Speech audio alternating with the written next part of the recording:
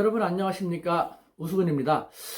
주한미군 방위비 증액과 관련돼서 주한미군이 좀 으름장 아닌 으름장을 놨습니다.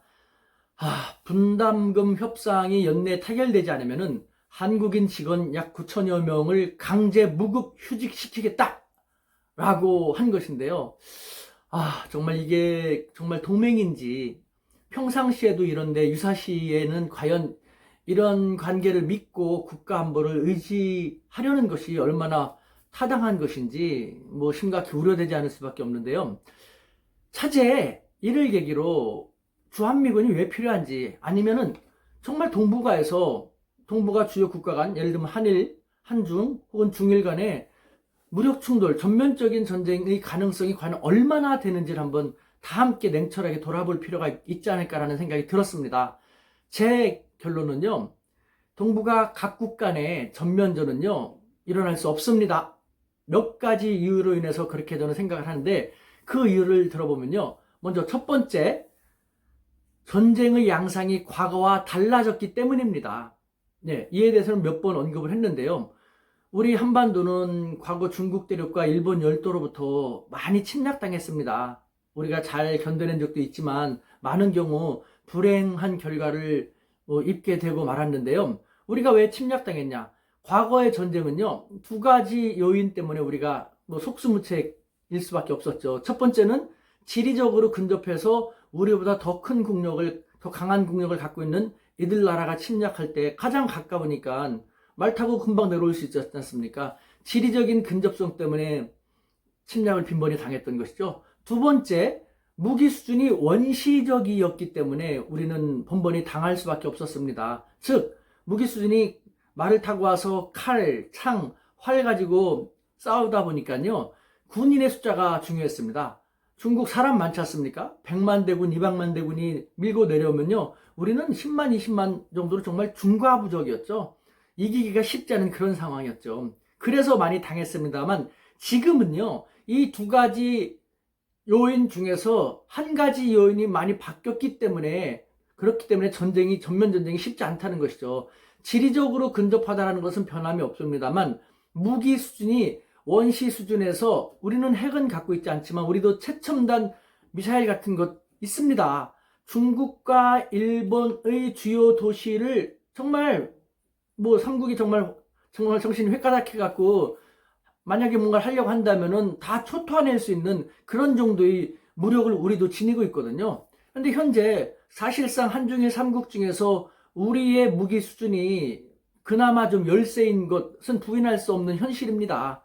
네, 일본은 방어용 위주입니다만 언제든지 바꿀 수 있으니까요. 네, 그럼에도 불구하고 우리가 가장 열세임에도 불구하고 정말 만약 필요하다면 유사시에 중국과 일본도 초토화시킬 수 있는 만큼 되었기 때문에 이 최첨단 무기의 공포로 인해서 전면전 같은 것은 있을 수가 없는 것이죠. 물론 우발적인 국지전 같은 것은 발발할 수가 있겠죠. 그렇게 되면요, 그 당사국뿐만 아니라 주변 국가들에게도 피해가 불가피하기 때문에 서둘러서 문제를 해결하기 위해서 노력할 수밖에 없습니다. 즉, 한중일 삼국처럼 가까이 있는 이 국가들은요, 서로에게 위협을 하고 공포감을 조성을 하긴 하지만 극단적인 충돌까지는 갈 수가 없는 것이죠. 자, 두 번째, 왜 또 전면전쟁이라든가 전면적인 무력 충돌이 쉽지 않은가 하는 두 번째 이유는요, 피해의 규모가 완전히 달라졌기 때문입니다. 과거에는요, 정말 100만, 200만 대군이 말을 타고 와가지고 점령을 하게 되면은 직접적인 그 전투 지역에 있는 사람들이 피해를 보는 그런 정도것이 1차적인 피해였지 않습니까? 하지만 지금은요, 최첨단 무기를 서로 지니고 있습니다. 그것이 어떤 정도입니까? 예를 들면은, 얼마 전에 미국의 러커스대와 콜로라도 대학교의 공동연구팀이요, 현재 카슈미르 분쟁 지역의 갈등이 고조되고 있는 인도와 파키스탄에서 만약에 핵전쟁, 최첨단 무기를 활용한 전쟁을 일으키게 되면 어떻게 될까라는 공동 연구한 결과를 발표했는데요. 그 결과에 의하면은 약 최소한 5천만 명에서 1억 2,500만 명 정도가 사망할 것이라고 합니다. 뿐만 아니라 그것으로 인한 그름이나 연기가 하늘로 퍼져가지고 지구 표면의 온도가 약 2도에서 5도 정도 냉각되는 심각한 기후변화를 초래하게 될 것입니다. 그런데 이 기후변화가 단지 기후변화뿐만 아니라 그로 인해서 식량 자원의 확보가 쉽지 않게 될 것이고, 식량 위기에 봉착됨으로써 전 세계 각국은 정말 지금까지 생각하지 못했던 또 다른 어려움에 직면하게 될 것이라는 그런 결과를 발표한 바 있습니다. 그런데 이 연구팀에서 상정한 것은요, 예를 들면은 히로시마에 원자폭탄 투하됐던 것 100킬로톤이지 않습니까? 그것의 고작 6배 위력 정도밖에 안 되는 16킬로톤만 가지고도 이렇게 된다고 했거든요. 그런데 지금 이 인도하고 파키스탄이 갖고 있는 핵무기라든가 최첨단 무기가 16킬로톤밖에 안 됩니까? 엄청나게 많지 않습니까?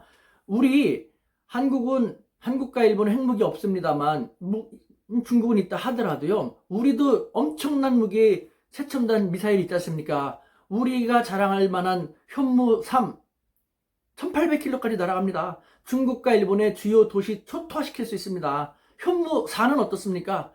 지금 개발이 막바지에 이르렀고 조만간 실전 배치될 것이라고 하는데, 우리가 갖고 있는 이것만으로도 한중일 3국은 뭐 초토화되다시피 할 것입니다. 그런데 어떻게 전면 전쟁을 일으킬 수가 있겠습니까? 공멸, 모두 다 죽는 그런 공멸을 어느 나라가 원하겠습니까?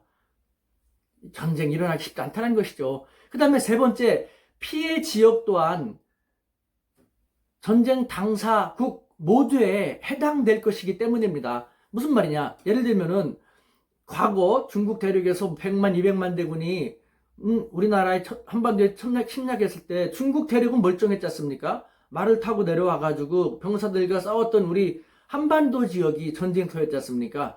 청일전쟁과 러일전쟁도 생각해 보십시오.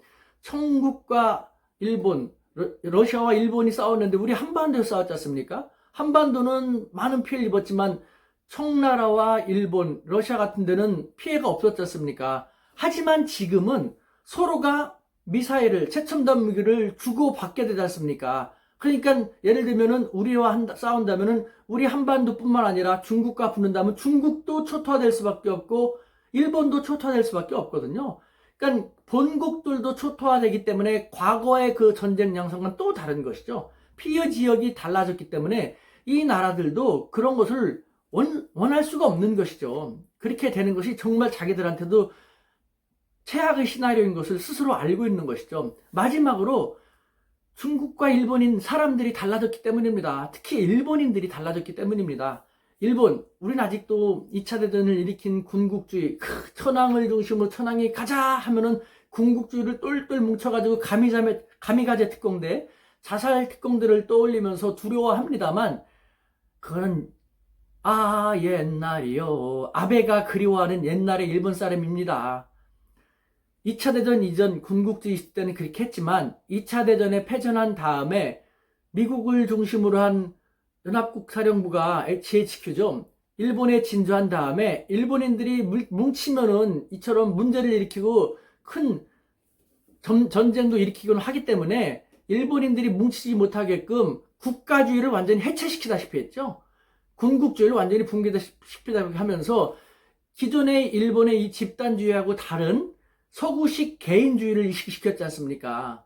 그 이후 2차 대전 패전 이후 지금 약 70여 년 동안 일본 사람들은 국가, 애국심, 애족 같은 거하고는 전혀 관계없이 개인의 삶, 가족의 삶에 충실하게 살 수 있도록 그런 식으로 지내왔지 않습니까? 그래서 일본에서는 평화바보, 해화복계라는 말이 유행하고 있지 않습니까? 이 정도로 많이 달라진 일본인들입니다. 만약에 전쟁을 할 거라면요, 도망갈 겁니다. 일본 사람들도 경제적으로 여유가 있으니까 누구나가 다 미리 알고 비행기 타고 도망가거나 아니면은 전쟁 같은 것, 무력 충돌 일어나면 다 잃는다, 다 죽는다라는 것 때문에 그때 되면 길을 쓰고 일본 정부에 반발하고 나설 것입니다. 이와 같은 기류를 보더라도 일어날 수가 없습니다. 가까운 국가들 사이에서는 서로 전쟁을 할 수가 없다라는 것이죠. 다시 말씀드리지만 어쩌다가 일촉즉발의 위기로 가서 우발적으로 국지적인 충돌은 있을 수 있습니다만 그 국지적인 충돌이 항상 전면전으로 비화되고 했지 않습니까? 그와 같은 우리는 역사의 교훈을 충분히 다 알고 있기 때문에 여기저기 서로 나서가지고 그런 일이 비화되지 않도록 충분히 노력할 것입니다. 그러니까 중국으로부터 혹은 일본으로부터 어떤 위협적인 모습이라든가 혹은 도발적인 모습이 보인다 하더라도 우리가 너무 지나치게까지 뭐 긴장하거나 할 필요가 없습니다. 여유롭게 그래봤자 쟤들도 함부로 할 수 없어 라는 생각으로 우리는 계속해서 자주국방의 길을 재촉해 가면 되겠죠. 이와 더불어서 한 가지, 하지만 가까운 국가들 사이에서는 공멸을 피할 수 없기 때문에 전쟁을 할 수가 없고 전쟁을 피하려고 하겠습니다만, 멀리 있는 국가는 상황이 좀 다르죠. 멀리 있는 국가는 이 가까이 있는 국가들끼리 서로 싸워서 문제가 되면은 자기한테는 손해볼 게 없지 않습니까? 그러니까 멀리 있는 국가는 과거와는 달리, 과거에는 원교근공이라고 했죠. 멀리 있는 국가는 잘 지내고 가까이 있는 국가하고는 근공, 서로 공격한다, 싸운다라고 했는데, 지금은 그 원교근공이라는 옛말이 단지 옛말에 불과하게 됐을 수도 있는 그런 상황이 된 것이죠. 우리 모두 슬기롭게 지혜롭게 상황이 이렇게 달라졌음을 잘 인식을 하고, 일본으로부터의 독도에 무슨 일본 전투기를 발진시킨다, 어떤 도발이 있을 것이다, 일본이 군국주의로 간다, 아니면 중국이 뭐 군사 대국한다 하더라도요, 자기들도 어느 정도 그렇게 하는 자강을 위해서 하는 모습이 있을 것이다 라는 식으로 생각하면 되지, 너무 지나치게 우리가 우려하거나 긴장하거나 할 필요 없습니다. 우리는 충분히 우리만의 자강의 길을 가면 되는 것입니다. 네, 오늘은 이것으로 마치겠습니다.